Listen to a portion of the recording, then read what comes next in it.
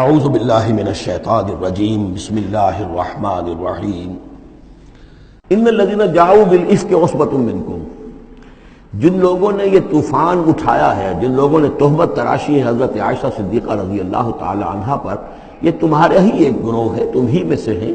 لا تحسبوہ شرا لکم، اسے تم اپنے لیے برا نہ سمجھو، بل ہوا خیر لکم، بلکہ یہ بھی تمہارے لیے خیر ہے۔ اس کے ذریعے سے اللہ تعالیٰ تمہارے سامنے اب اس سمن میں ہدایات دے گا، قوانین بتا دے گا، شریعت کے جو احکام ہیں وہ نازل ہو رہے ہیں، اس کے لیے گویا کہ یہ واقعہ جو ہے ایک تقریب بن گیا، ایک ذریعہ بن گیا۔ واقعہ اچھی طرح نوٹ کر دیجئے کہ غزوہ بنی مستلق میں حضور سن 6 کا ہے یہ واقعہ، ہجری کا تشریف لے گئے تھے۔ جب وہاں سے واپس آ رہے تھے تو جہاں رات کو ایک جگہ پر قیام تھا، اور حضرت عائشہ صدیقہ جو ہے ایک ہودج میں علیحدہ ہوتی تھی، جیسے جس کو کہ اٹھا کر جو لوگ آتے تھے حمال وہ اٹھا کر اسے اونٹ پر رکھ دیتے تھے، اور جہاں پر پڑا ہوا وہ ہودج اونٹ پر سے اتار کر نیچے رکھ دیا۔ تو رات کو کہیں قضائے حاجت کے لیے نکلی، پیشاب وغیرہ کی حاجت ہوئی، وہ کہیں گئی، وہاں کچھ دیر لگ گئی، اور دیکھا واپس آ کر تو کہیں ہار اپنا گر گیا تھا۔ اس ہار کو دیکھنے کے لیے واپس گئیں۔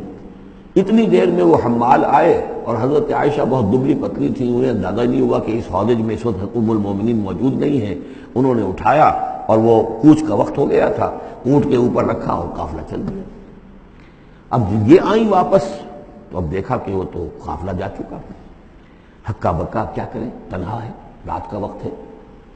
اس وقت انہوں نے بڑی عقل مندی سے کام لیا کہ اب اگر میں قافلے کے پیچھے دوڑی چلی تو پتہ نہیں میں کسی غلط راستے پر مڑ جاؤں، اور پھر وہ تلاش بھی نہیں کر سکیں گے مجھے، تو بہتر یہ کہ میں یہیں پر بیٹھی رہوں، تاکہ انہیں جب بھی خیال ہوگا کہ اس ہودج کے اندر جو ہے ام المومنین عائشہ صدیقہ موجود نہیں ہے تو وہ تلاش میں پھر یہیں آئیں گے۔ تو وہاں بیٹھی ہوئی تھی، رات کا وقت تھا، نیند آ گئی، سو گئی، اس سے آپ کا چہرہ بھی کھل گیا۔ تو ایک صاحب تھے صحابہ میں سے صفوان ابن معطل، ان کی ڈیوٹی یہ ہوتی تھی کہ وہ لشکر کے پیچھے پیچھے چلتے تھے۔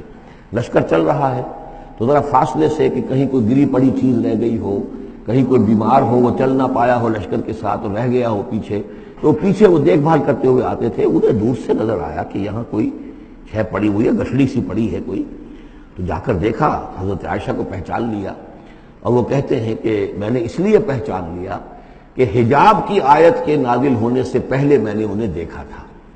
حجاب کی آیت نازل ہوئی ہے سورہ احزاب میں، سورہ احزاب 1 سال پہلے نازل ہو چکی ہے۔ تو جب تک حجاب کی آیت نہیں آئی تھی، ظاہر بات ہے کہ وہاں پردہ نہیں تھا، کوئی نقاب نہیں اوڑھتی تھی خواتین، اور نہ امہات المومنین، لہذا پہچانتے تھے۔ تو وہ چونکہ چہرہ کھلا ہوا تھا ام المومنین کا، تو انہوں نے کہا انا للہ و انا الیہ راجعون، یہ الفاظ جو کہے تو حضرت عائشہ کی آنکھ کھل گئی، اور وہ پھر اٹھ کر بیٹھی، انہوں نے اپنا کپڑا درست کیا۔ لیکن پھر انہوں نے یہ کیا صفوان ابن معطل نے کہ اپنا اونٹ بٹھا دیا، خاموشی کے ساتھ حضرت عائشہ اس پر سوار ہو گئی، اور وہ آگے اس کی وہ نکیل پکڑ کر وہ چلتے گئے اور قافلے میں پہنچ گئے۔ وہاں عبداللہ ابن ابی نے شور مچا دیا کہ خدا کی قسم تمہارے نبی کی یہ بیوی جو بچ کر نہیں آئی ہے، مطلب یہ کہ یہ تو اب یہ معاملہ جو رہا ہے، تنہائی رہی ہے، علیحدہ رہے ہیں، تو گویا کہ زنا کا معاملہ ہو گیا ہے۔ یہ اس کی جو بھی اس کی گندی سوچ تھی، ظاہر بات ہے کہ مکھی تو گندگی پر بیٹھتی ہے، اس کو تلاش رہتی ہے گندگی کی، اس کے لیے تو یہ ایک موقع مل گیا اسکینڈل اٹھانے کا۔ یہ اسکینڈل بڑھتے بڑھتے ایک طوفان بن گیا، اور اس میں بعض جو ہے بہت ہی مخلص لوگ بھی، حضرت حسان ابن ثابت رضی اللہ تعالیٰ عنہ جو دربار نبوی کے گویا کہ سرکاری شاعر تھے، ان کا بھی معاملہ اس کے اندر ایسا ہو گیا کہ وہ بھی ملوث ہو گئے۔ تو یہ ہے واقعہ افک کا۔ لیکن اس کے بعد قرآن مجید میں پھر یہ آیات نازل ہوئی، اللہ تعالیٰ نے برات کر دی، اور پھر یہ کہ ان کی پاک دامنی اور پاک بازی جو ہے وہ ثابت ہو گئی، اور اس کے بعد یہ معاملہ رفع دفع ہو گیا۔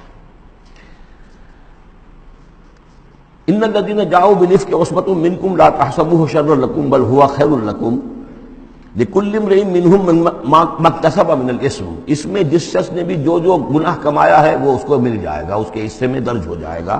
والذی تولی کبرہ، اور جس نے اس کا سب سے بڑا حصہ وصول کیا، یہ ہے عبداللہ ابن ابی، جس نے اسکینڈل اٹھایا اور اسے بڑی قوت کے ساتھ، شدت کے ساتھ پھیلایا۔ والذی تولی کبرہ منہم لہ عذاب عظیم، اس کے لیے تو پھر بہت بڑا عذاب ہے۔ لولا اذ سمعتموہ، مسلمانوں تمہیں کیا ہو گیا، کیوں نہ ایسا ہوا کہ جب تم نے یہ سنا تھا، ظن المؤمنون والمؤمنات بانفسہم خیرا، تو مومن مرد اور مومن عورتیں اپنے بارے میں اچھا گمان کرتی، یعنی یہ کہ حضرت عائشہ کے بارے میں ان کے بارے یہ گمان ہونا چاہیے تھا، انہیں فوراً کہہ دینا چاہیے تھا، وَقَالُوا هَذَا إِفْكٌ مُبِينٌ، اور وہ کہتے فوراً کہ یہ تو کوئی بہت بڑی تہمت ہے۔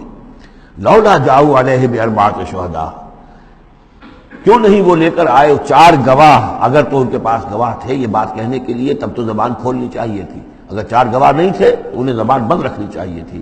فَإِذْ لَمْ تَأْتُوا بِالشُّهَدَاءِ، اس لیے کہ یہ 4 گواہوں والی آیت جو ہے یہ سورہ نساء میں اتر چکی تھی، سورہ نساء سن 4 میں آ چکی ہے۔ وہ ابتدائی احکام جو تھے کہ 4 گواہ ہونے چاہیے اس معاملے کے اندر، یہ آیت سورہ نساء میں آ چکی ہے۔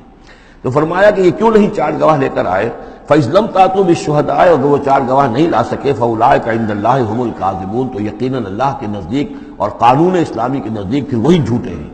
وَلَوْلَا فَضْلُ اللَّهِ عَلَيْكُمْ وَرَحْمَتُهُ، اور اگر نہ ہوتا اللہ کا فضل اس کی رحمت تمہارے شامل حال فی الدنیا والآخرہ، دنیا میں اور آخرت میں بھی، لَمَسَّكُمْ فِيمَا أَفَضْتُمْ، تو تم پر پڑتی اس چیز پر کہ جس کا چرچا تم نے کیا ہے، عذاب عظیم، بہت بڑا عذاب۔